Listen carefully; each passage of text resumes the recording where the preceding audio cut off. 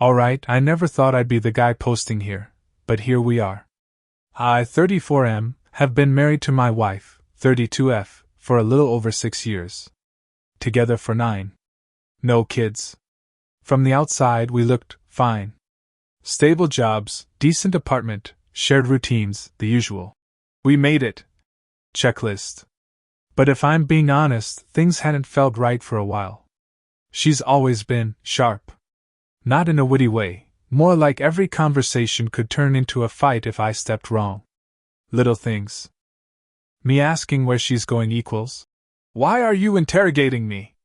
Me forgetting to buy milk equals. You never listen. That kind of energy. But the real issue? She lies. Not always big lies. Sometimes just weird, unnecessary ones. Like saying she worked late when I later found out her office closed early that day. Or telling me she was with her friend Anya, but Anya would casually mention they hadn't seen each other in weeks. When I'd point it out, she'd either brush it off or flip it on me. You're paranoid, you're twisting things. I don't have to report every second of my life. For a long time, I convinced myself it was just her personality. Defensive. Independent. Maybe I was too sensitive. But about 3 months ago, something shifted. It started small. She began guarding her phone like it contained state secrets. Taking it into the bathroom. Turning the screen away when texting. New password. Notifications suddenly. Muted. And yeah, I noticed. I just didn't want to believe what it probably meant. At first, I tried to play it cool. You know that feeling when your brain is screaming that something's off, but you're still clinging to any possible, normal, explanation? That was me. I told myself she was just stressed from work. Maybe dealing with something she wasn't ready to talk about. I didn't want to be that paranoid husband she always accused me of being. But then the little things started stacking up in a way that didn't make sense anymore. She changed her schedule out of nowhere. Suddenly she had late meetings, twice, sometimes 3 times a week. The weird part? Her job had always been pretty predictable. 9 to 5, occasional crunch periods, but nothing like this. When I asked about it, she snapped immediately. Do you want me to quit my job or something? This is what adults do. Fine. I backed off. Then came the nights out. Before, she was more of a stay-in person. Netflix, food, scrolling on her phone. Now she was going out, with coworkers, people whose names I'd never heard in 6 years. I asked once if I could join, just casually. She laughed. Not a normal laugh, more like, dismissive. You wouldn't fit in. It's work stuff. That one stung more than I expected. And here's where it gets weird. One night she came home around 2 a.m. That alone was unusual, but what really hit me was how she acted. She wasn't drunk. She wasn't tired. She was wired. Like she'd just come back from something intense. Her energy was completely off. I asked how her night was. She didn't even look at me when she answered. Just walked past me, kicked off her shoes, and said, "Same as always. Don't make it a thing." Same as always. Except nothing about this felt like always. That was the first time I felt it in my gut, not just suspicion, but something heavier. Like the ground under the relationship had already started cracking, and I was the only one pretending it was still solid. The first real crack, the one I couldn't ignore, happened on a random Tuesday. Nothing dramatic at first. Just a normal evening. She said she'd be home late, again, so I ordered food, put something on TV, tried to distract myself. Around 9:30 p.m., I got this weird urge to text her. Not even to check up, just, something felt off. I asked, "Hey, everything good?" She replied almost instantly. "Yeah, still at the office. Crazy busy. Might be really late." Cool. Normal. Except for one problem. About 15 minutes later, I got a message from her coworker, a guy I barely knew. We'd met like twice at company events. Let's call him Mark. He texted, "Hey man, random question, is your wife okay? She left early today, said she wasn't feeling well. I just stared at my phone. Read it again. Then again. I even checked the contact name to make sure I wasn't mixing people up. So now I'm holding two completely different realities in my hands. Asterisk my wife. Still at the office, super busy. Asterisk her coworker. She left early, said she was sick. And this wasn't one of her small lies. This was clean, direct, no gray area. I didn't respond to Mark right away. I just sat there, heart pounding, trying to come up with any explanation that didn't lead where I knew this was going. Maybe he got it wrong. Maybe she went back. Maybe there was some weird miscommunication. Yeah. I was still doing that thing where you lie to yourself because the truth is worse. Around 11 p.m., she texted me again. Still working. Don't wait up. That's when something in me shifted. Not rage. Not yet. Just this cold, quiet realization.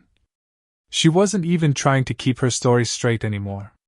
And for the first time, instead of confronting her immediately, I decided to wait. Waiting turned out to be the hardest part. I didn't text her back after that. Didn't call. Just sat there in the quiet, staring at my phone like it might explain something on its own. It didn't. By the time she got home, it was almost 1 a.m. I pretended to be asleep. Not because I was scared to confront her, but because I wanted to see how she'd act when she thought I wasn't watching. She came in quietly, like unusually careful. Not the usual annoyed stomping around or dropping her bag on the floor. No lights. No noise. Just cautious. That alone was weird. Then I heard something that made my chest tighten. The soft click of the bathroom door locking. We've never locked doors in this apartment. Ever. Not once in 6 years. I stayed still, eyes closed, but fully awake. A minute passed. Maybe 2. Then I heard it, the faint buzz of her phone, and her whispering. Not talking normally. Whispering. I couldn't make out full sentences, just fragments. A quiet laugh. Yeah. I know. Then silence. Then another whisper, softer this time. That was it. That was the moment my brain stopped trying to protect me. Because no matter how you spin it, you don't lock yourself in a bathroom at 1 a.m. to whisper on the phone unless there's something you don't want your husband to hear. She came out about 10 minutes later. I stayed. Asleep. She stood there for a second, I could feel it. Like she was checking if I was actually out. Then she got into bed, turned away from me, and didn't say a word. No. Hey. No. Sorry I'm late. Nothing. Just silence. And I lay there, staring into the dark, realizing something pretty brutal. I didn't even recognize the person lying next to me anymore. But here's where it gets worse. Because the next morning, she acted like everything was completely normal. Morning hit like nothing had happened. She was already up when I got out of bed. Coffee made. Dressed for work. Calm. Normal. Almost too normal. Morning, she said, like we didn't just have one of the weirdest nights of our marriage. I stood there for a second, just watching her. Waiting for anything, a hint, a slip, some sign that last night was real. Nothing. So I decided to test it. I asked casually, "Rough night at work?" She didn't even hesitate. Not a second. Yeah. Total mess. We had to fix a client issue last minute. I told you. Just clean. Smooth. Practiced. And that's when it hit me. This wasn't her scrambling to cover something up. This was her fully committed to the lie. Like she'd already rehearsed it in her head. I pushed a little more. Funny, I said, grabbing my phone, trying to keep my voice steady. Mark texted me.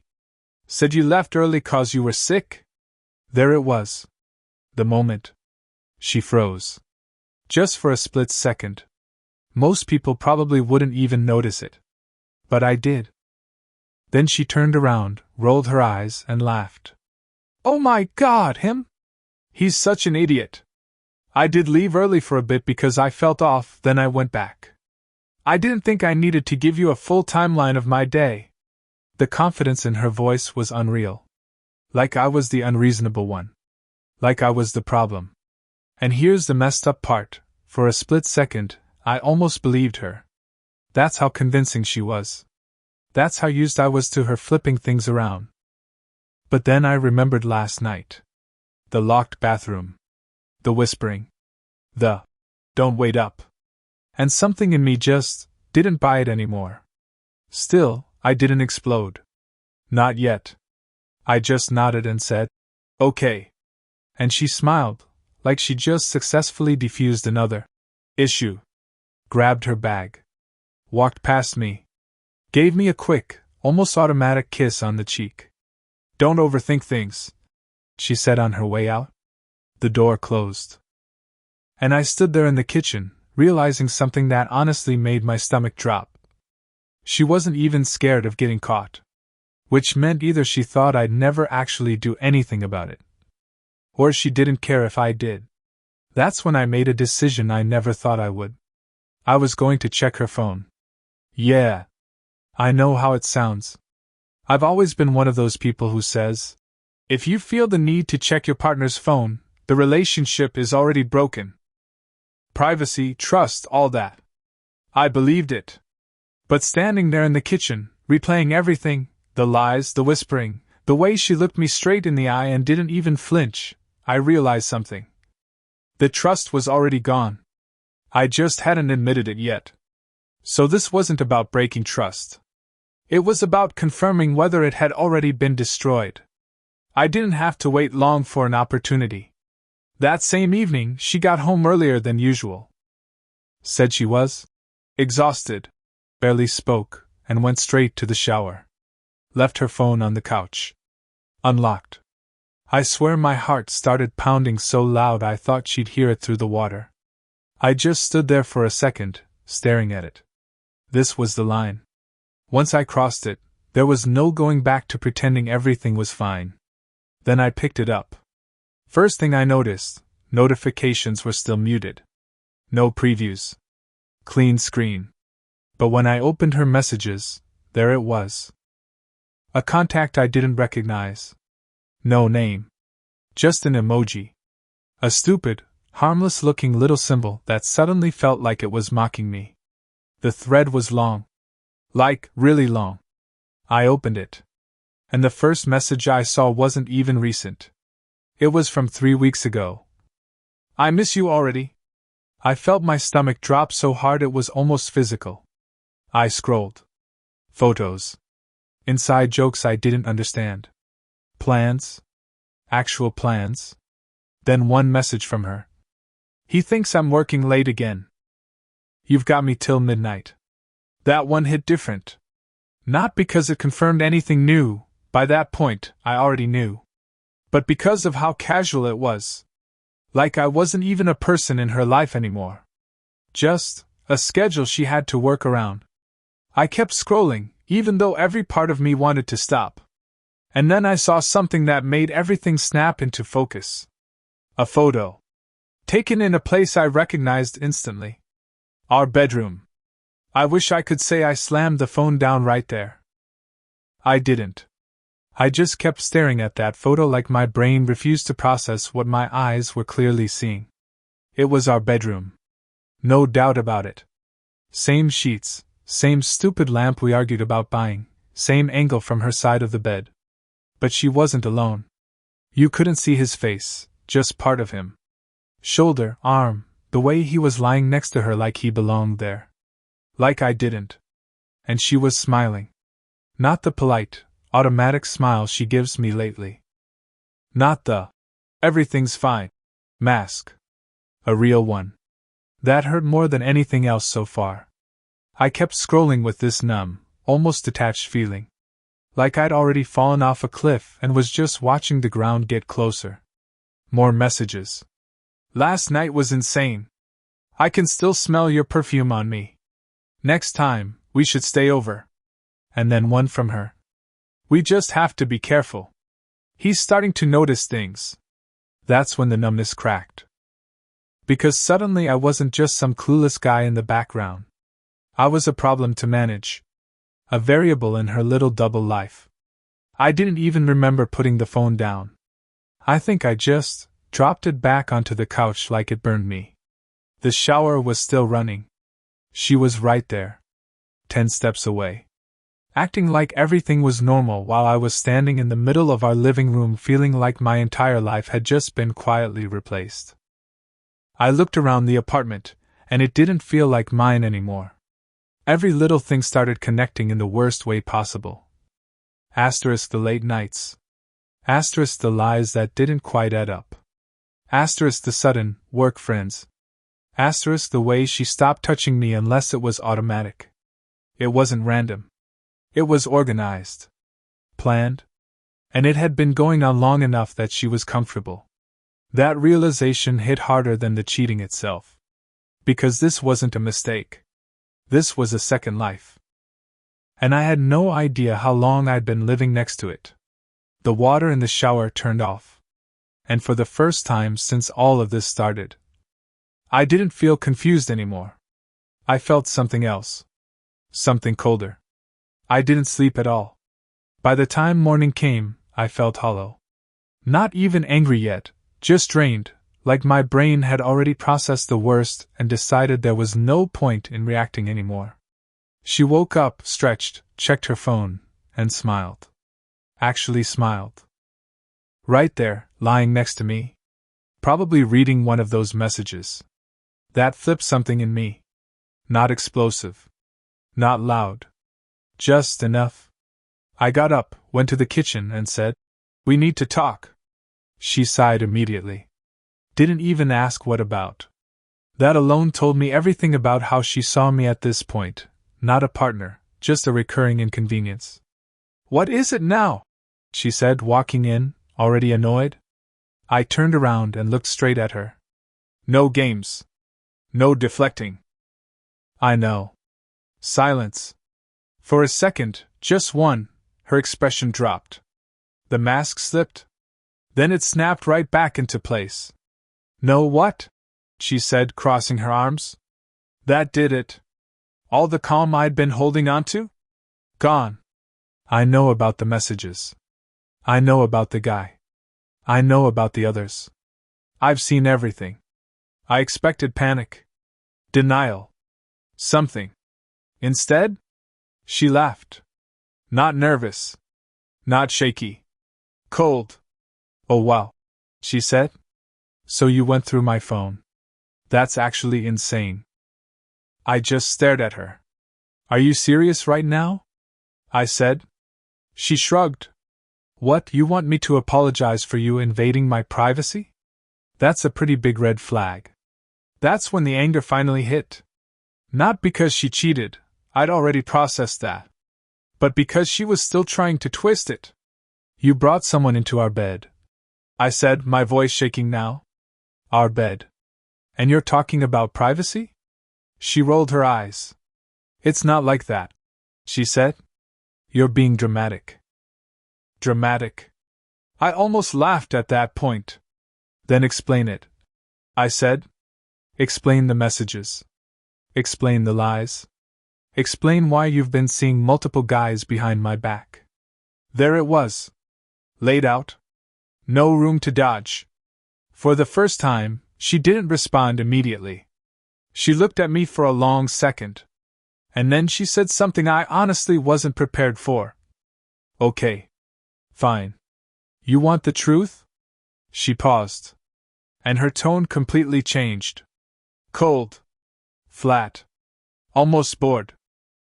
"I didn't think you'd actually find out." That line just hung there. No apology. No panic. No attempt to fix anything. Just, "I didn't think you'd actually find out." I remember blinking at her like I misheard it. "That's it," I said.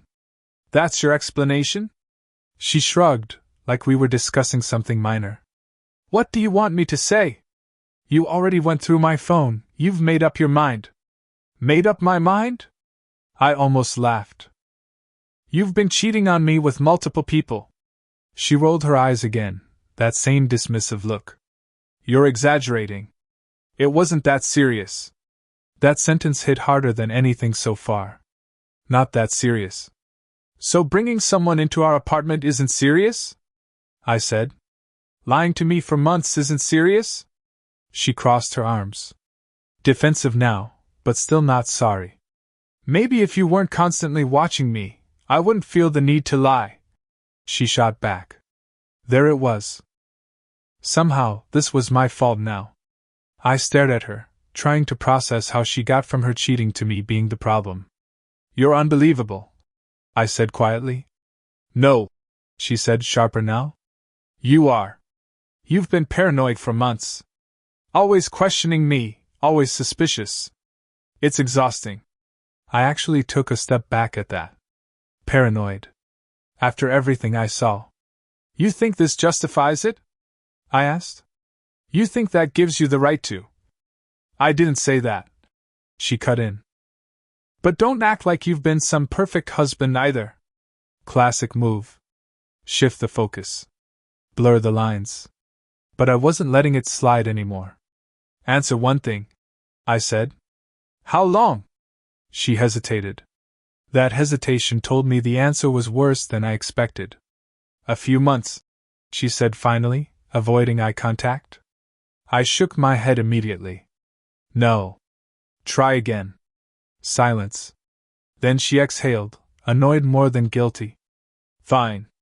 About a year. A year. I felt something in my chest just drop. All those moments. Holidays. Trips. Random normal days where I thought we were okay. All of it overlapped with this. You've been lying to me for a year, I said, more to myself than to her. She didn't deny it this time.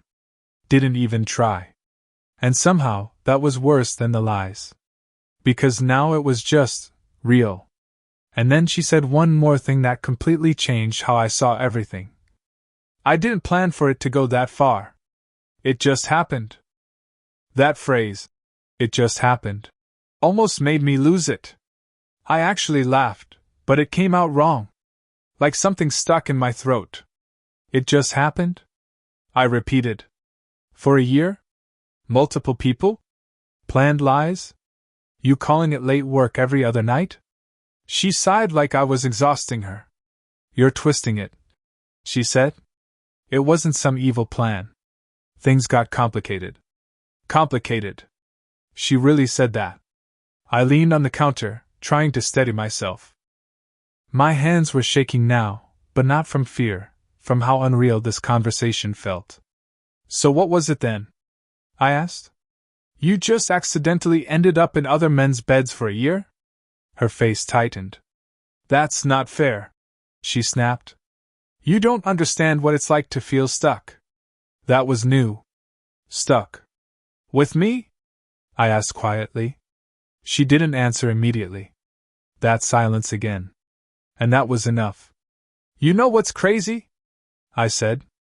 I could have handled the truth. I could have handled you being unhappy. But you didn't even give me that.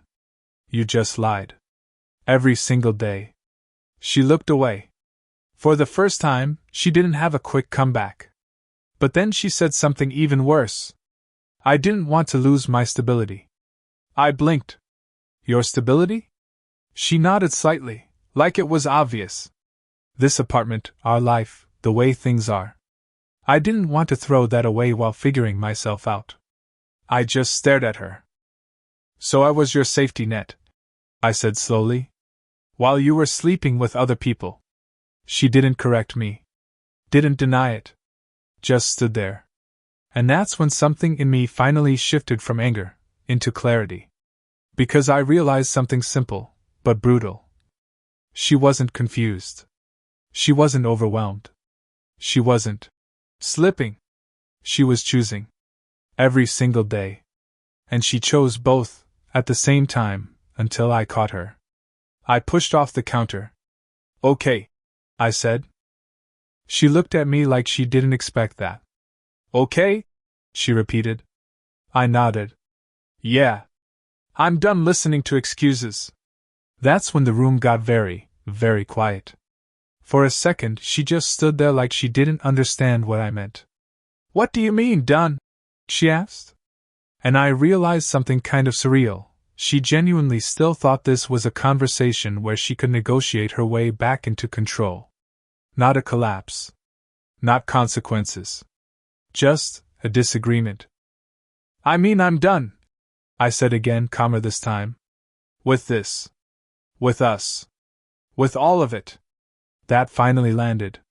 Her expression shifted, not into guilt, but irritation. "You're really going to throw away 6 years over this?" she said. I actually paused at that. Not because I doubted my decision, but because of how she framed it. I'm the one throwing it away. Not her. Not the year of lies. Not the cheating. Not the double life. Me. "You're unbelievable," I said quietly.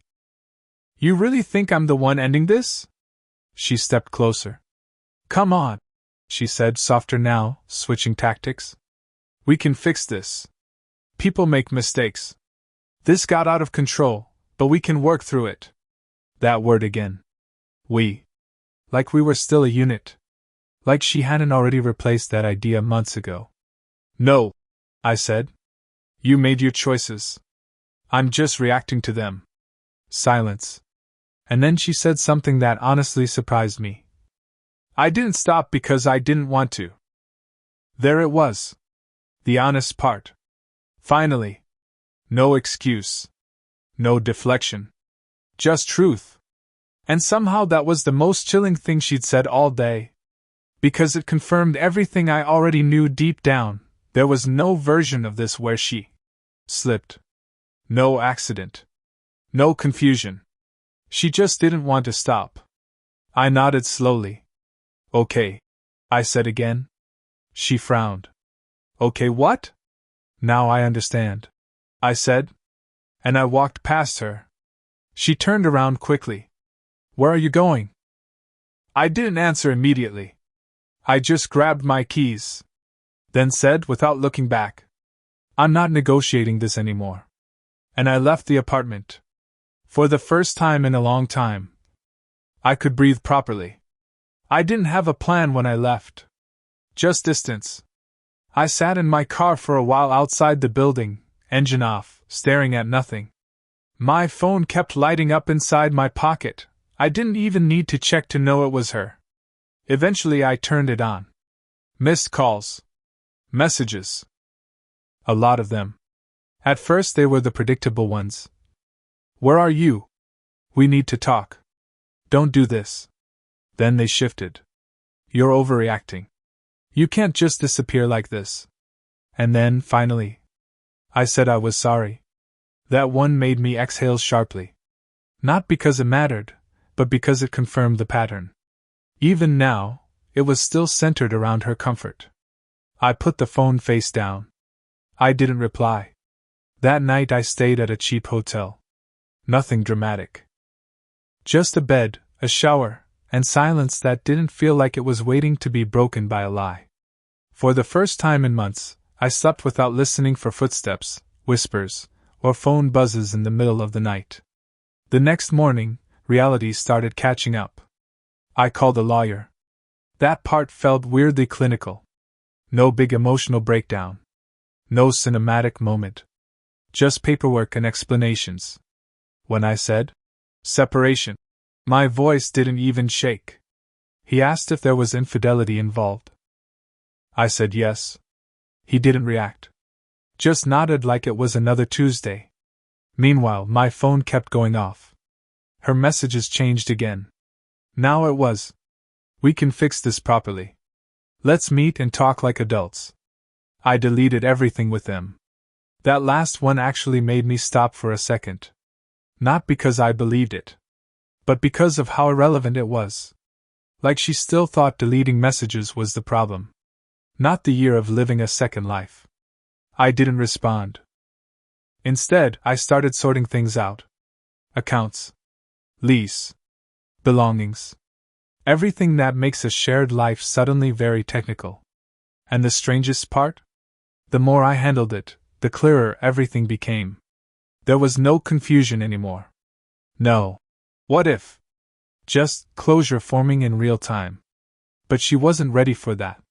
Because that evening, she showed up at the hotel. I opened the door and saw her standing there like she still had access to that part of my life. Hair slightly undone, eyes sharp, phone in hand. Not crying. Not shaking. Just determined. "You're really doing this in a hotel?" she said immediately. "Like I'm some stranger?" I didn't step aside. "Why are you here?" I asked. She tried to look past me into the room. Like she was checking what version of my life I'd built without her. "We need to talk," she said. "We already did," I replied. That made her pause for a second. Then she shifted tactics, softer voice. "Look, I panicked yesterday. I said things wrong. But I didn't mean for it to end like this." I almost laughed. "You didn't mean for it to end?" I said. "You've been ending it for a year. I'm just catching up." Her jaw tightened. "You're being dramatic again," she said, and then quickly added, "I cut them off." That again. Like it was a reset button. Like it erased everything. I nodded slowly. "Okay." That word confused her. She frowned. "Okay, what?" "Okay, I hear you," I said. "But it doesn't change anything." Silence. For the first time, she looked unsure. Not confident. Not controlling the room. Just slightly, off balance. "So that's it?" she asked. "No second chance? No discussion?" I looked at her for a long moment.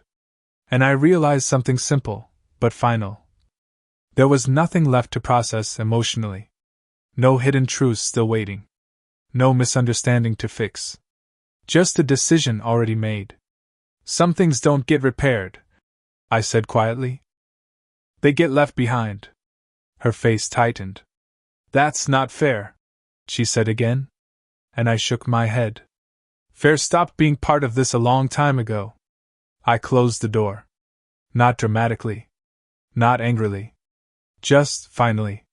And this time, I didn't wait to hear what she said next. Because for the first time since everything started, my life wasn't something I was trying to understand anymore. It was something I was rebuilding.